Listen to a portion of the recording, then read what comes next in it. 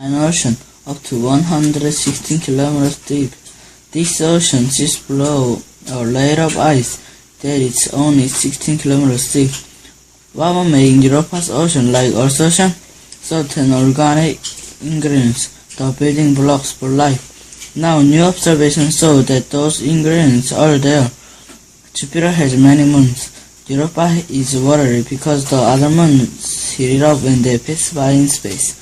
This melts the water under Europa's ice and may even keep it on. Scientist Mike Brown used telescope observation to study Europa. He found salt on the moon and sea salt in its ocean. Cracks in the surface of the moon show that material from below the ice mixed with material on the surface.